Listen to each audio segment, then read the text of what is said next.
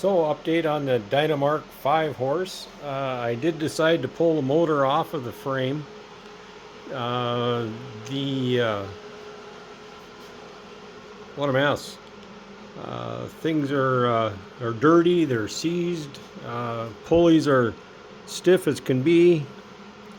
One maybe saving grace on this is that I do have a little bit of play in the engine now. I wouldn't say it's going to turn over, but there's also some play there. So I'm going to take a second here and I'm going to take this cover off, that plate off. Get you moved over here.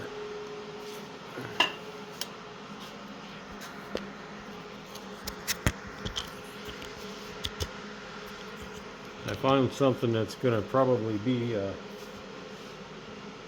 problem, but let's get this off of there first.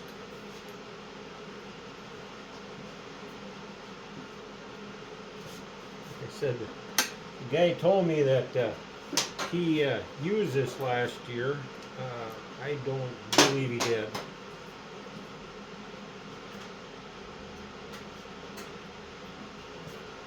I would find it hard to believe that it did anything but wrong wrench.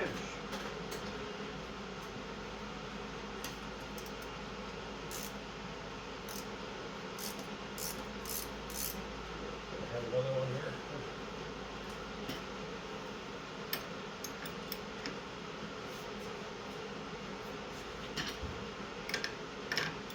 Everything is pretty well rolled together. Of course, garden tillers have a tough life.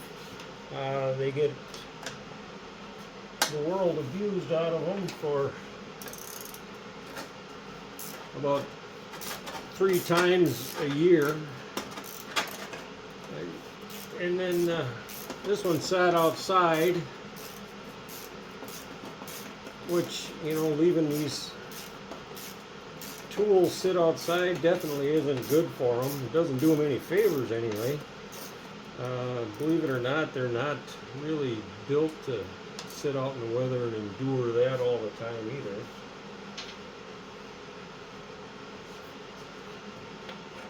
They might seem rough and tough, but not always. I think you'll see when we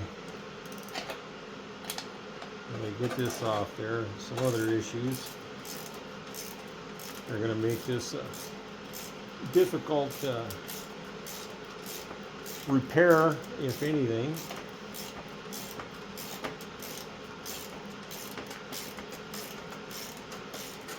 Definitely got some good soil samples from this guy's garden anyway. Let's see, we got that busted loose. There we go.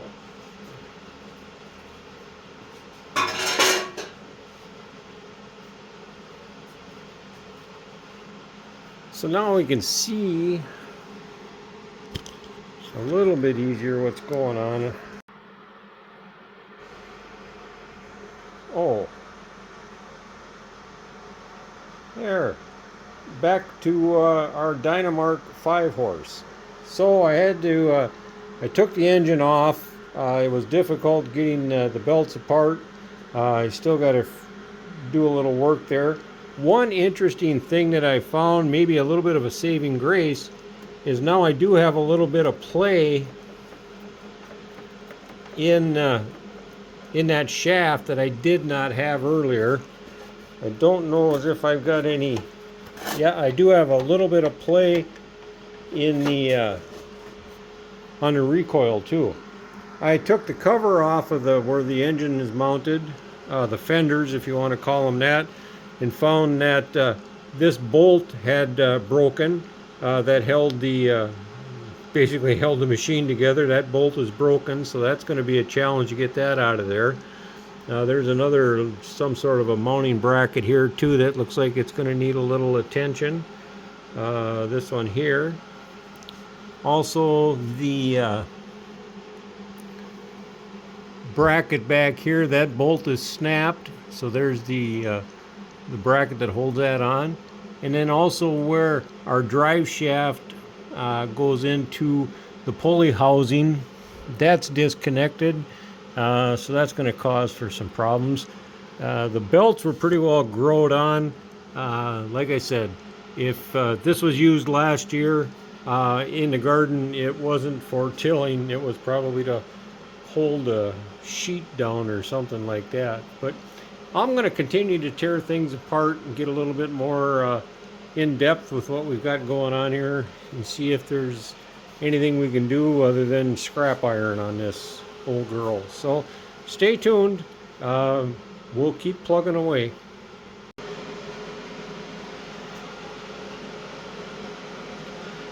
Well, we've got the engine off the frame. The frame is sitting over here.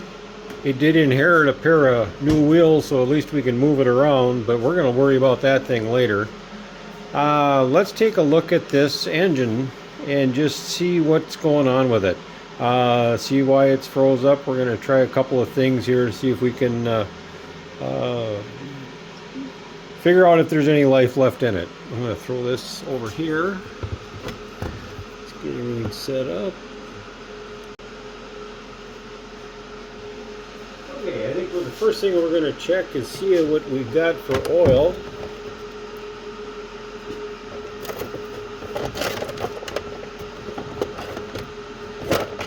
See how bad that looks. Got it clamped down to the workbench like I think it's going to start.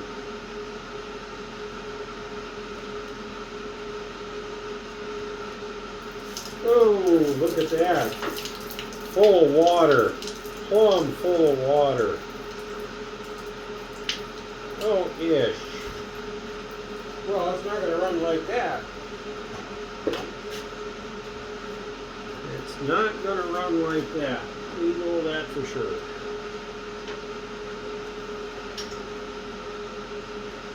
So, let's see what we can do to get that cleaned up. Get some floor dry down here so I don't.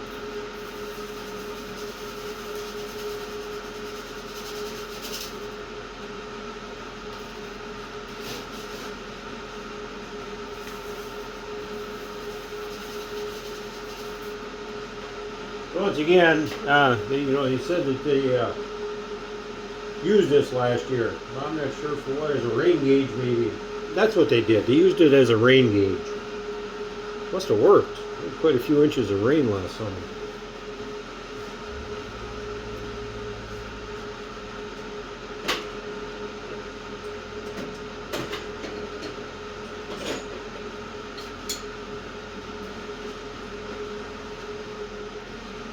Let's see if we can pull this.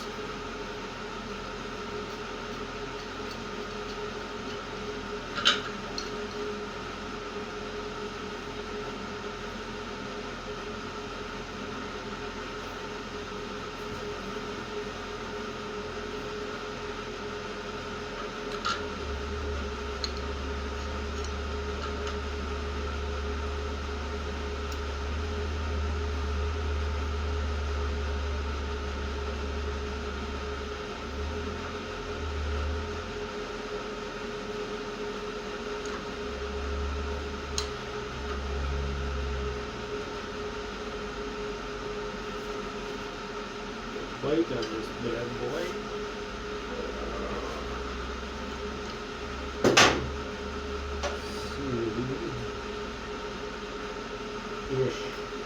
Ish, they say.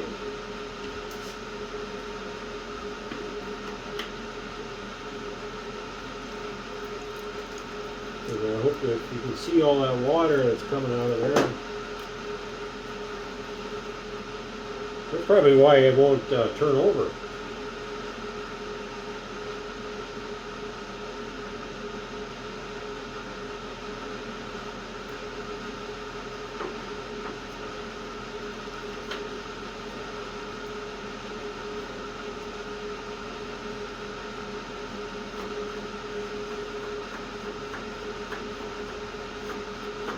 But with every little thing I do here, it's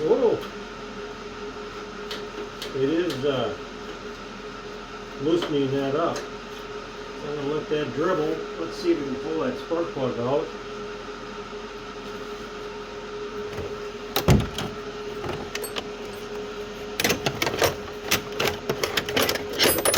See if we can look inside that cylinder.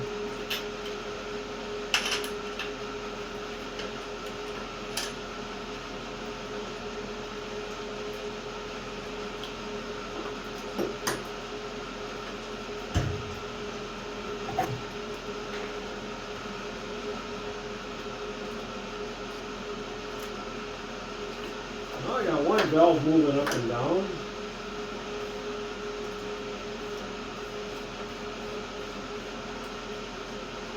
See if I can show that to you.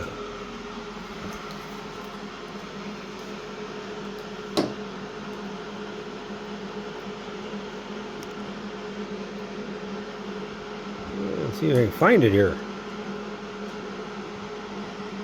There we go. So if we look down inside of there,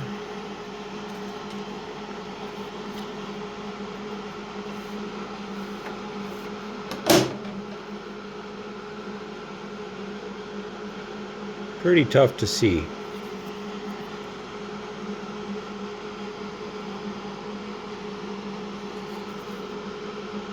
But that valve that's in there does go up and down a little bit anyway. Ever so slightly.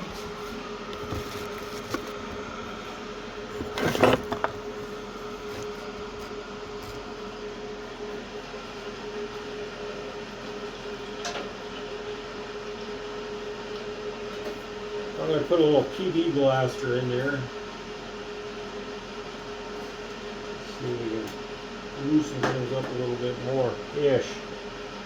If that's the way the crankcase looks, we're probably in for some treats when we look at the carburetor and gas tank. I imagine that gas tank is pumped down.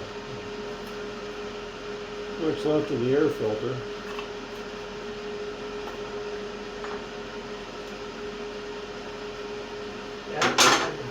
The gas tank is froze the covers on there good. Slide that out of the way just a little bit so we get in our toolbox here.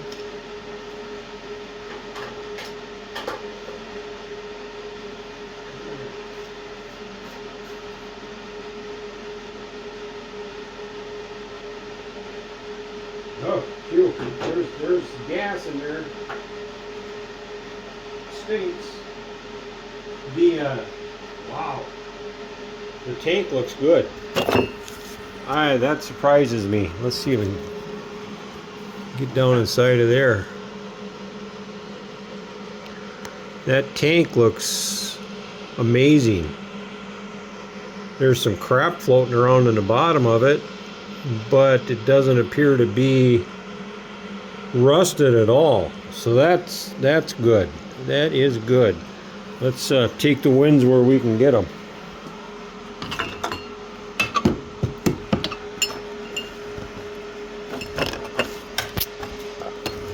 Take the winds where we can get them.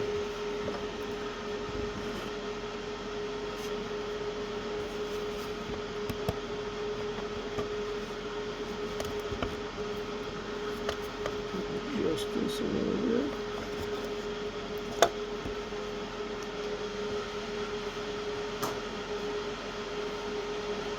Oh yeah, I'm getting some good.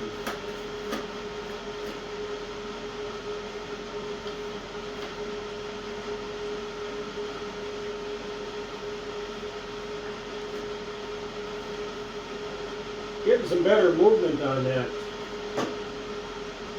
cylinder.